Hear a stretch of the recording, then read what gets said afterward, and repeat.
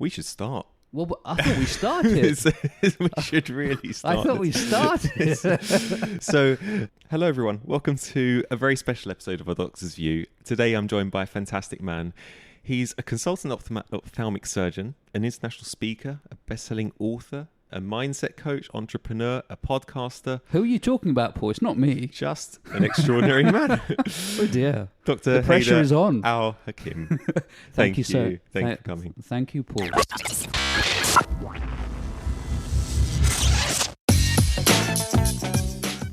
Hello and welcome to A Doctor's View, a podcast looking at everyday health topics and life through a doctor's eyes. Please note that all opinions are my own and should not replace the advice given to you by your own doctor.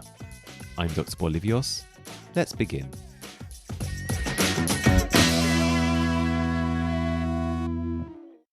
Hello everyone, welcome to a special edition of A Doctor's View. Today I met with Dr. Haider Al-hakim, who is an author, speaker, surgeon and a life coach or healer.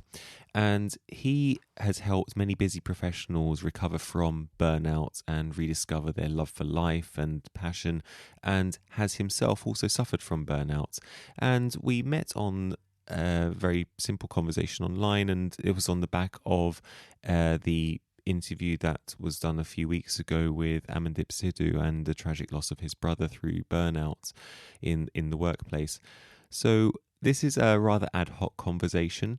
What we did was discuss Dr. Al-Hakim's background, and then later on spoke about some of the things that he's done and also some advice that he has for people suffering with burnout.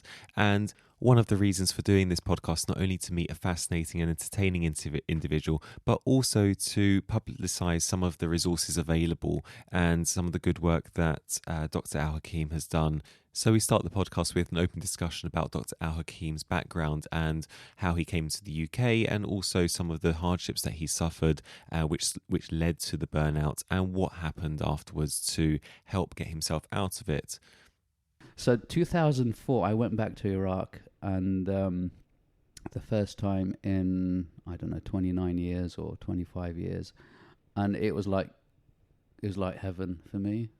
Really? Because it was, our parents painted this utopia for us, that, your life's purpose is to go back. Sure. and sort of help your country. And I was in an ideal position to go there and, save the sight of people. And obviously my ego took over and thought, yeah, wonderful, look at this. You can be the most famous eye surgeon in Iraq, blah, blah, blah, blah, blah. So, the ego did take over there. So I literally kind of said, right, I'm going back. So the wife thought I was crazy. Because, she grew up during the sanctions in the 90s. So she saw the realities. The difficulties. Difficult time, and, because I had all this sort of rosy picture of it's going to be absolutely wonderful and people will welcome me and all that kind of stuff. And, they did. So in 2005, I went there and, we did some good stuff medically. Some amazing surgery, and we trained quite a lot of doctors there. There weren't many eye doctors there at the time, so I'm from southern Iraq, Najaf, and at the time there was only 6 eye doctors for a population of close to 1 million. Gosh. So we did some good work. It's incredible. Yes. I was enjoying myself. Do you know what I mean? When Yeah. you're enjoying yourself, it doesn't feel like work anymore. Yeah. And comparing that to doing audits and sort of research and going through the grind, it was a no-brainer for me. It's funny when you've got, like when you say your boss is there, they're shaking their heads at you, and they're thinking, what's wrong with this person? I thought I was crazy. I thought, you're going to a war zone to do surgery. I mean, inside they were thinking, wow, this guy's... But they couldn't say that, obviously, because I was their junior, and, we all have egos, particularly surgeons. That's our downfall as surgeons. Not on the surgical side of things, you need to have Yeah. You know, you need to be narcissistic and really, really focused. And, Yeah. you know, the main thing is getting the best result for your patients. But then you've got to cooperate with your colleagues. And then you've got to have one happy family as a surgical unit. And that's the only way you're going to be successful, is that you do have to actually let go of that ego. Yeah. And it's not easy. I mean, some people can jump between having these different personality types. And, you know, that's how you're going to be a successful physician and surgeon, is sort of jumping between these different personality types. And what I found out is that I'm good at that. You know, I'm a kind of a social chameleon. I was I've mentioned it before on another episode. I was chatting to a psychiatrist, and he was giving us a lecture at med school. I think it was in the second or third year.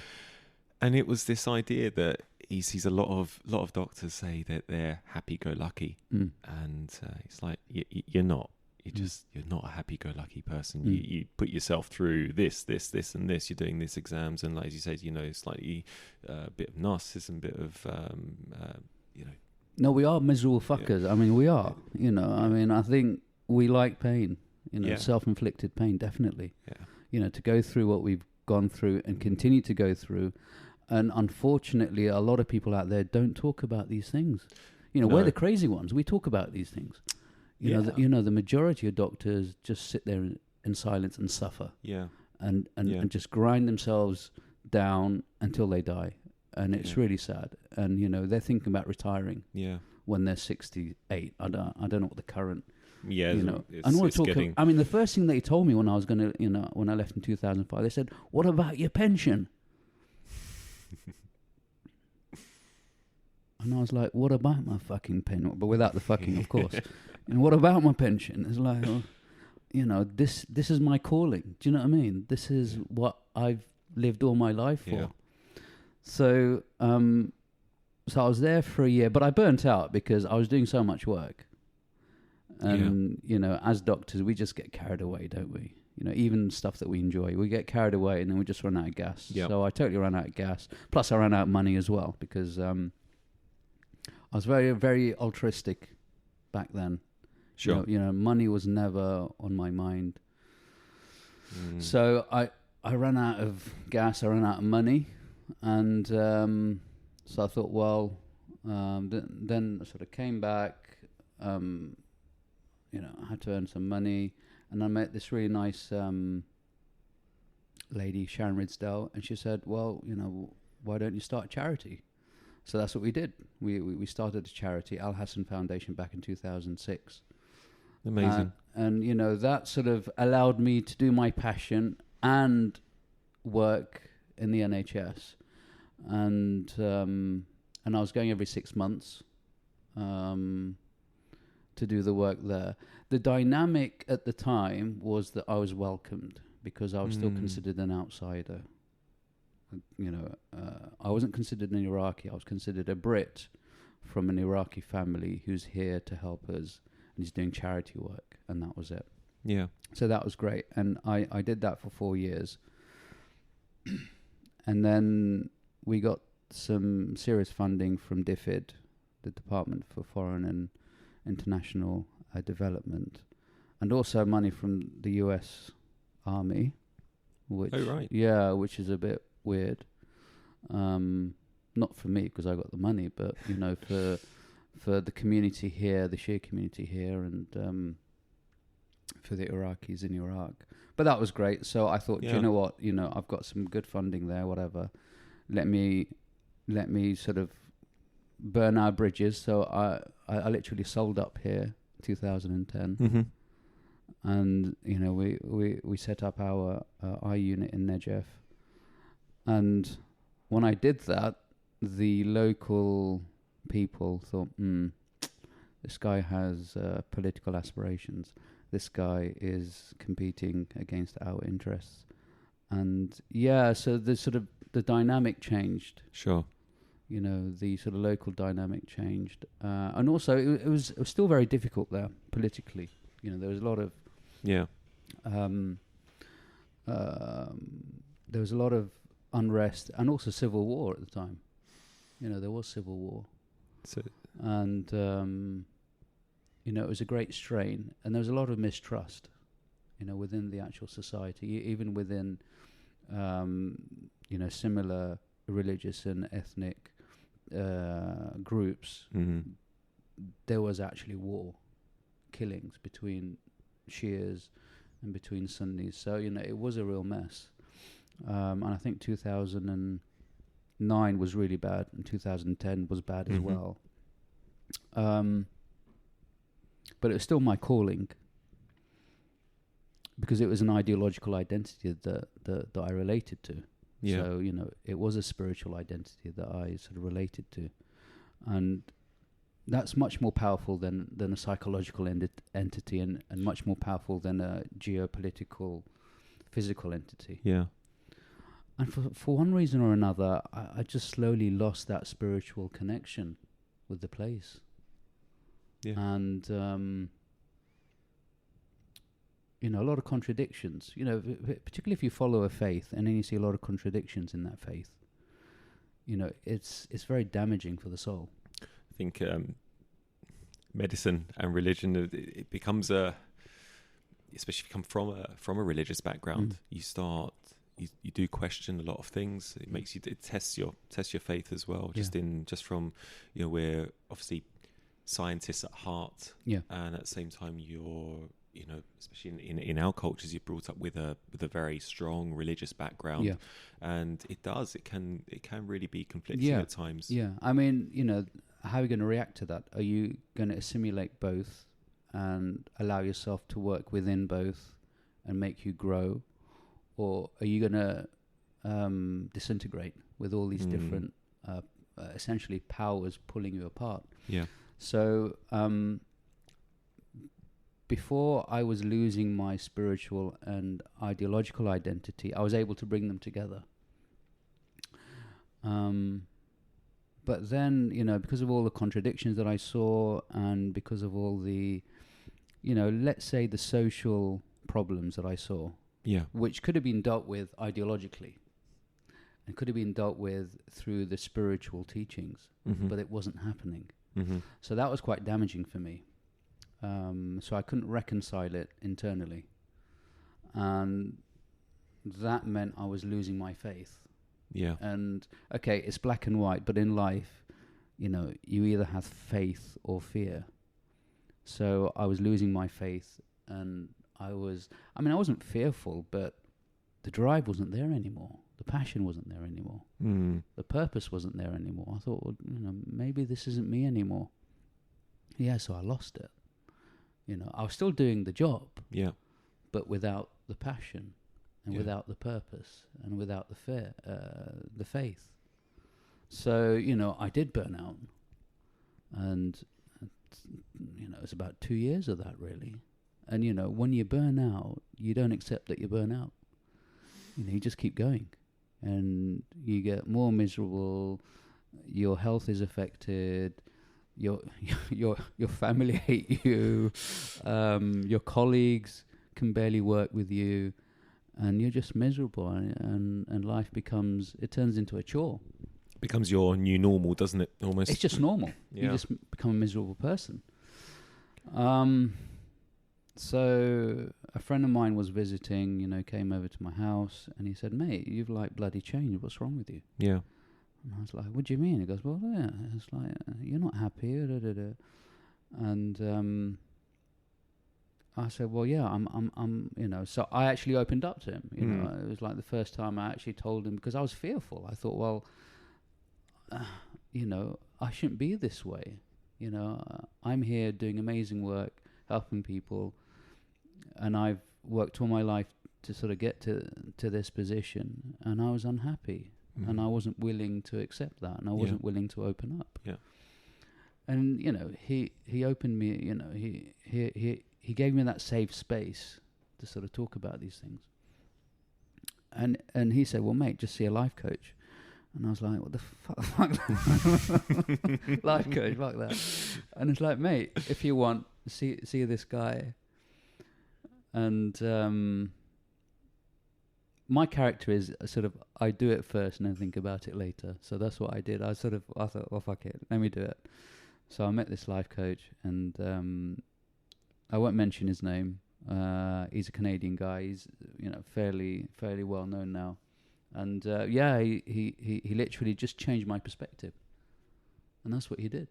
I read on your bio, it said after four sessions, your entire outlook and life was transformed. I was thinking, what did this? Well, it wasn't him; it was me. Wasn't it? four sessions. You see, I mean, I'm supposed to be speaking with Shan Hussein, who's got an excellent podcast called Enduring Health, and our second podcast is supposed to be about coaching. Sure. The coaching industry, and I've got a lot of views about the coaching industry, but it's a two-way thing. So it's not just the coach, but it's the actual client themselves. And I just wanted to change. Yeah, I was willing to change, and I was willing to do whatever it took to change. But it was about perspective. Yeah, perspective is powerful, and it can be instantaneous. So it can be a word, it can be a piece of music, it can be a piece of film, it can be an incident. I don't know what it is. It can be anything, and it just totally changes your view, changes your perspective. And for me, I the thing that saved my life was actually podcasts. So I started listening to podcasts. Sure. I started listening to Joe Rogan. I don't know if you heard. I subscribed to him. Yes. So I started listening to Joe Rogan's podcast, and it just totally changed my life, changed my perspective. And I thought, do you know what? I don't know all the answers, because before I had all the answers. Yeah. Particularly coming from a traditional Islamic Shia perspective, you had all the answers, because my answers were, I do this until I die, and I get my 72 virgins, and I'm happy man. So I had all the answers. So I was in a position of certainty, but then I went to a position of uncertainty, which is very dark and very scary. But that's where you have to be, which is why people like us, well, people like me anyway, are uncertain most of the time. I still ask questions about what's going on, and is this right, and is that right, and does this work, and I think that's a good position to be in. But it is difficult. Yeah, of course. It's not easy. So then I got interested in podcasts. I got interested in thinking about myself. Thinking about, okay, how can I improve myself? Is that probably the first time in years? Yeah, I mean, thinking about not just within. I mean, before it was within a particular framework. Sure. So I was thinking about myself, but within these specific parameters, ideological parameters, and fundamentals, which I couldn't exceed, which is comforting, and it works for millions of people, and that's great. But I evolved into a human being where this wasn't enough for me anymore. I had to move on. Obviously, that had a lot of consequences, family consequences, and general society consequences. So I knew that I couldn't stay there anymore.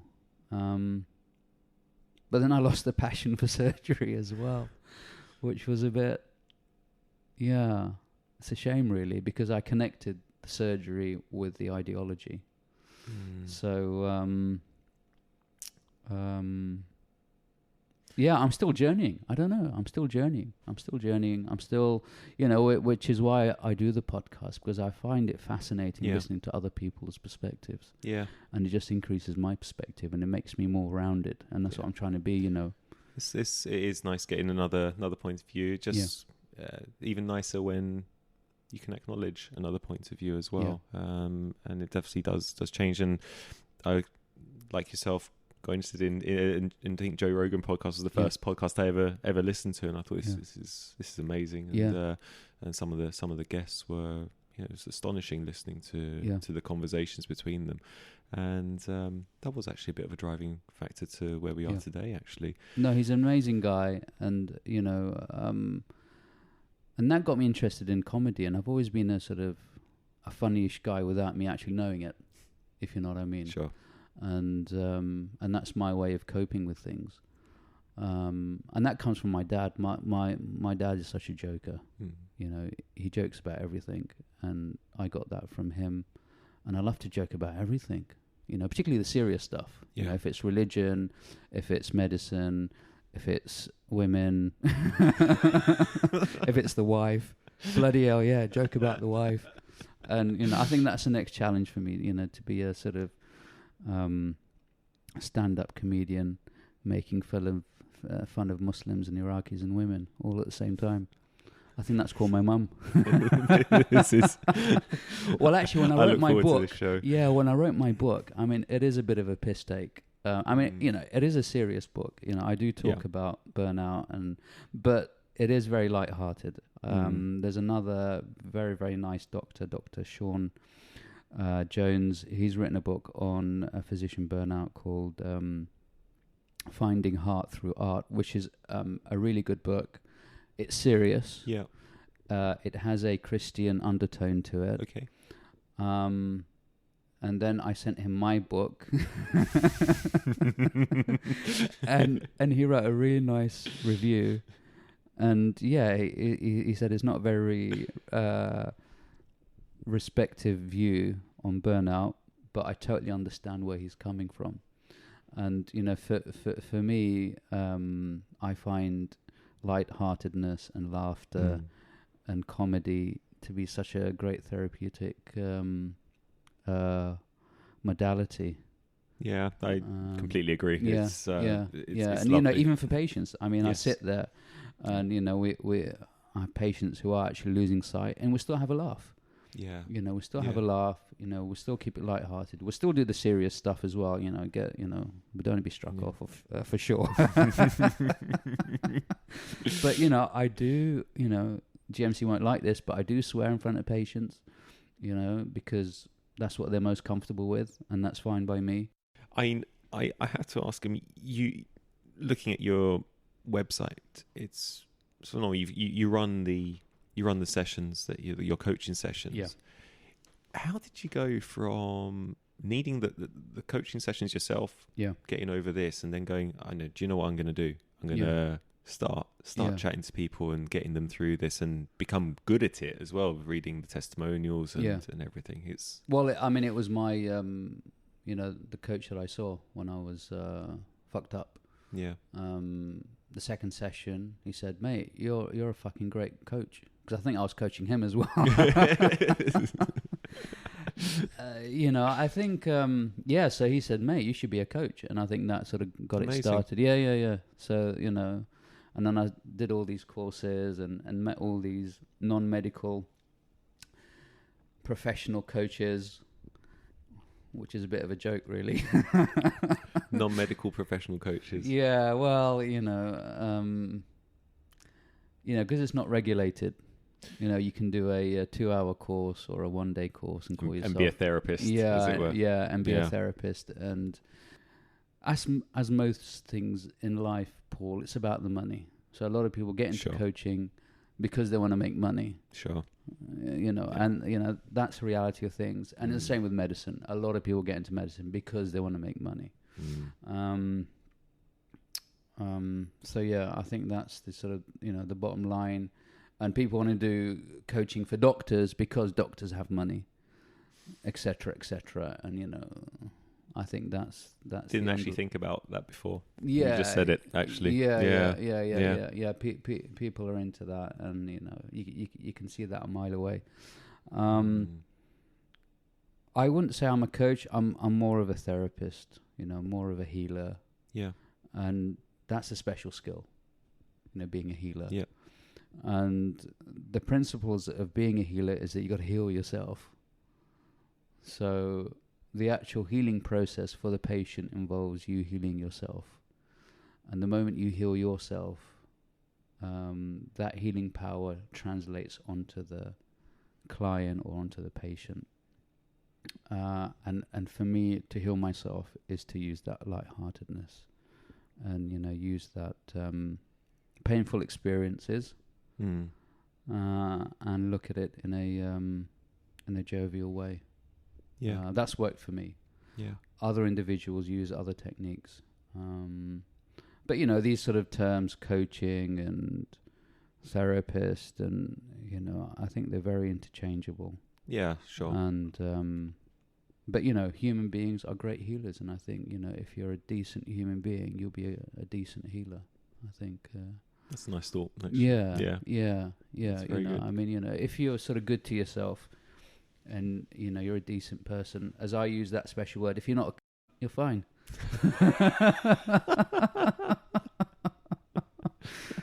Yeah, make sure you have that E sign on your podcast. It's going to be the first one. Yeah, exactly. Well, you know, even Shan Hussein, he's done all these podcasts, and I'm the only one with that E sign, that red E sign. And it's the second most downloaded episode, apparently. I don't know what the first is. Probably his one, rambling on about how wonderful his hair is. He's got great hair. Fair enough. Sorry, mate. Get me on again, mate. So we've got you run the sessions, and I've noticed you are the third eye doctor. Yeah. Tell me. Well, I don't know whether that's a mistake or not. I mean, so I was seeing a business coach, and I was telling him about my stuff, and he suggested calling myself the third eye doctor. I'm not controversial, but we all have opinions, isn't it? Absolutely. You know, we all have opinions. So yeah, I mean, this sort of business coach said you should call yourself third eye doctor, and I've just gone with it, and you know, it seemed to have worked okay. Yeah. But you know, not everyone accepts the spiritual side of their existence, and that's fair enough. You know, they're not into the woo-woo, and they're not into the metaphysical aspect of existence. So you know, you'll always get scrupulous individuals in every industry and whatever, but I think the majority of people are decent human beings, which goes against our evolutionary history, you know, because by default we're nasty individuals. You know, if you just let us loose, we do some crazy stuff, which is why most people just sort of stay wherever they are and play it safe. Yes. So you know, it is hard work to be nice. I think it is hard work to be a nice human being. It's much easier to be nasty. I guess it is actually. You notice that in characters that you see throughout various placements and various hospitals. Yeah, I mean, it's easy to be nasty, individualistic, thinking about oneself all the time, and just grabbing. It is easy, and you know, I've done that many times, and it's so easy to do. Yeah. But it doesn't mean you're going to be nice and it's a kind of miserable life, to be honest. Yeah. And you just get in that cycle of misery, I think. Yeah, you treat everyone badly, and it makes you feel superior in a short term, and then when it catches up to you. It does. Yeah. It sort of does catch up to you, and it's okay up until the point you need help, you know. Yeah, then you realize what an idiot you've been, basically. Absolutely. And but what can you do? And you're a therapist not just for doctors, of course. I've noticed you have lots of different a huge client base. Humans, lots of humans. But from all different professions and definitely. I mean, we're all humans. You know, we're all made up of the same constitutions, and I think obviously medics relate to me a bit more. Sure. And do you find that the burnout that medics suffer is similar to the burnouts that, say, the entrepreneurs suffer? Yeah, it's all the same. You know, it is that. I mean, for me, I mean, my personal experience is this ideological contradictions which I couldn't resolve. So that caused my burnout, and you know, that's something that I concentrate on. So it is mainly an internal work, and it's sort of getting that faith back. Faith in yourself, rather than just fear in yourself. And you know, we are belief driven beings. You Yeah. know, we do what we believe, and it's getting that belief in yourself again.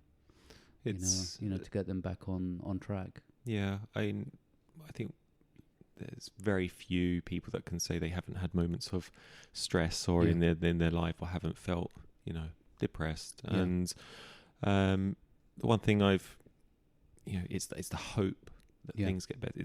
That's what drives us. It's that Yeah. hope that things will improve. And when Yeah. you notice little things, and it's like even today is actually a very good example. Yeah. I was thinking on the train up here how fascinating life is, from starting med school to this, going through, difficult patches, or going through moments of stress, and then deciding to start podcasts. And on the back of a, very sincere interview a few weeks ago regarding burnout, suicide in the medical profession,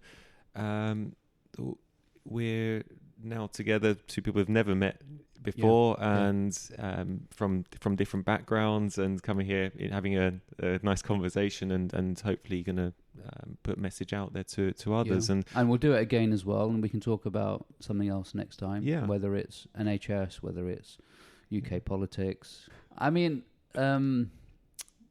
it just breaks those barriers, and that's what I want to do, really. And just sort of say it's okay to talk about these things, and you don't need to get so worked up about it. You don't need to get so offended about it, because there are crazy people out there who talk about these things, and you shouldn't get offended about words. Okay, I understand it goes against everything that you've been your sort of mindset is sort of stuck in this place, and you can't look anywhere else. And I laugh at these people that talk about low carbs all the time, or sort of how sugar is the enemy and how this is the enemy, and I'm thinking, mate, chill, mate. It's like sugar, fuck's sake, It's a fair point. It's not so black and white. That's what it is. Yeah, sure. Life isn't about black and white issues. Sure. How can we work within the grey, and how can we make the grey exciting? What advice can we give? What advice do you have? So someone listening to this, having a burnout episode, having stress, what can you recommend for them? So, I mean, what I would say is listen to your loved ones. That's the first thing. Mm-hmm. If your loved ones are saying, are you going through a difficulty? You've changed. There's something going on. Something that you really trust or love. Use that as a red flag. Okay. Yeah. That you do need to get help. And secondly, is go to a support group, go to someone that you trust and talk to them. Do open up. The moment you open up and talk about these things, you'll realize yourself that you're going through a difficulty. Yeah. You realize yourself that you need help. And there are so many people out there who are able to help you. But it is accepting that you can't do it all. And the moment you accept that and open up and talk about these things, that's a road to recovery. That's amazing. Thank you. It's been absolute pleasure having you. Oh, lovely. Thank you for coming. No, joy. And so this is Dr. Al-Hakim, everyone. He's a champion for helping people deal with burnout in the workplace, and a true philanthropist, and lovely. a lovely guy. And listen to my podcast, Surgical Spirit. Absolutely. I'll put a link to your podcast onto this one. YouTube channel. And my lovely book, Physician on Fire. There's lots of swear words in that. And lots of pictures as well. Amazing. Okay, I think we should end it there. It's been an absolute pleasure. Thank you, Paul. Meeting you. And look forward to seeing you again next time. Likewise. Thank you. Bye-bye. Bye. So that was my very brief encounter with Dr. Haider Al-hakim. He is a very fascinating man, and got a heart of gold. I will put links to all his resources in the podcast description, and also available on my website, doctorsview.co.uk. The links will include links to his website, which has further information and resources, and also put a link to his YouTube channel and podcast as well. So please do check them out. They're very entertaining, and they are very insightful, and provide a wealth of resources for anyone suffering with burnout or stress, not just for doctors, but for anyone suffering stress and burnout in any form of workplace. That concludes this very special episode of A Doctor's View. If you do have any questions that you'd like me to discuss, any topics that you'd like me to talk about, please do email me at adoctorsview@gmail.com. Or if you would like to check out my website and leave me a message there, please do so at doctorsview.co.uk. As always, please look after yourselves, and I'll join you again next time. I'm Dr. Bolivios. Goodbye.